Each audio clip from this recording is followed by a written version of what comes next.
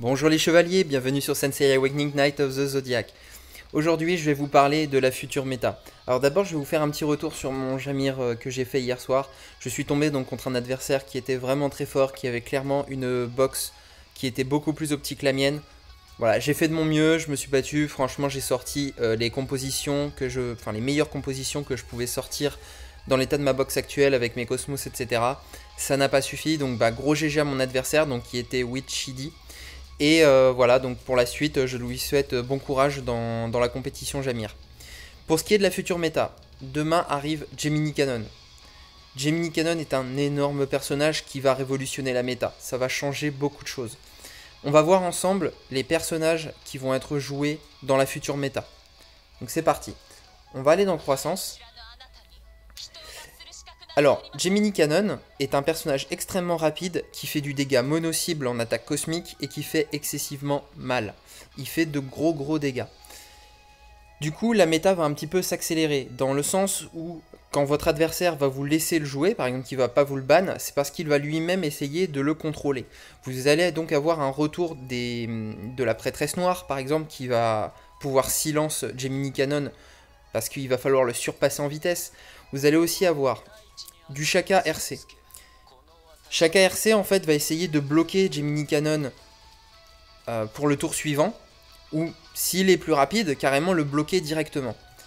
Donc vous risquez de voir pas mal de Shaka RC dans la nouvelle méta. De plus, Shaka RC fait aussi des dégâts qui sont AOE, donc du coup c'est très fort pour contrer Gemini Cannon. Alors il me semble que si jamais Gemini Cannon prend des dégâts en AOE, il redevient visible. Parce qu'en fait, le principe de ce nouveau personnage, c'est que quand il va faire sa Galaxian Explosion, derrière il va se cacher sous un voile d'Aphrodite, et donc être totalement intouchable jusqu'au tour suivant où il va relancer son attaque, se rendre invisible, etc. Et il me semble qu'une AOE le rend visible.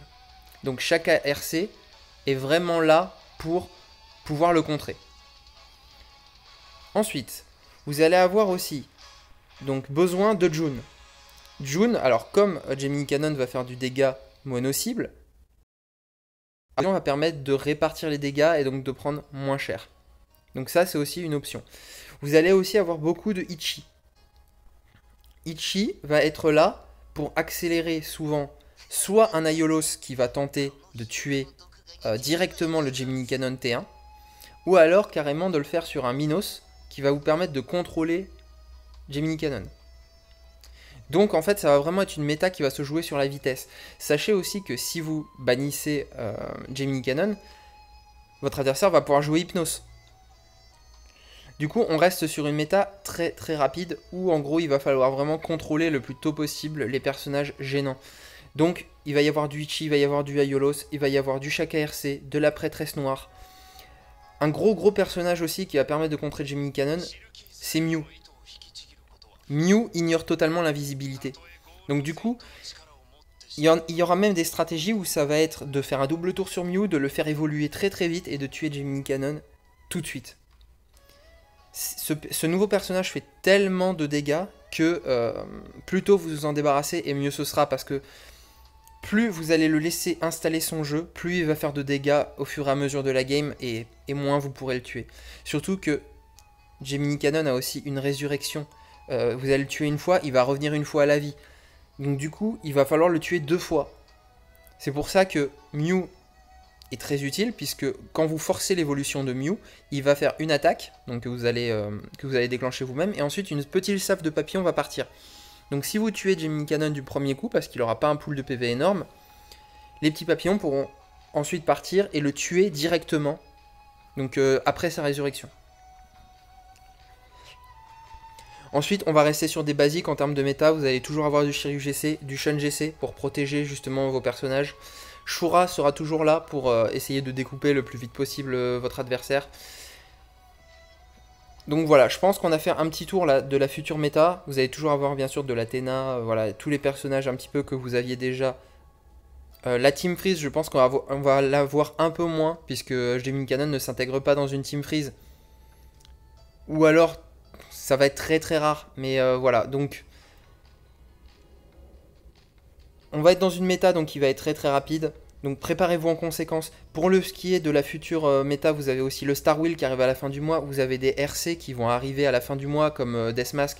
Alors je sais pas si Deathmask va revenir en jeu dans la méta. Sûrement que certains voudront l'adapter, etc. Parce que Deathmask c'est quand même un personnage qui est très fort. Après, il y a aussi le RC de Hades, le RC de Mu, voilà, le RC de Chion aussi. Il y a beaucoup de RC intéressants qui vont arriver, qui vont bouleverser la méta. Donc continuez à vous préparer pour le Star Wheel qui va arriver fin du mois, début août. Normalement, s'ils n'ont pas changé le programme. Donc préparez-vous bien à ça. Et voilà, et préparez aussi vos cosmos en vitesse, etc. Vos contrôles pour essayer de counter les Gemini Cannon, pour counter les Hypnos. Voilà, donc du Ichi, du Minos, du Evil Saga, du Shaka RC. Voilà, n'hésitez pas. On a fait un petit tour du coup sur la future méta. J'espère que cette vidéo vous aura plu. J'espère que ça vous aura bien aidé à vous préparer pour la suite. Je vous dis à très bientôt pour de futures vidéos sur Sensei Awakening. Ciao!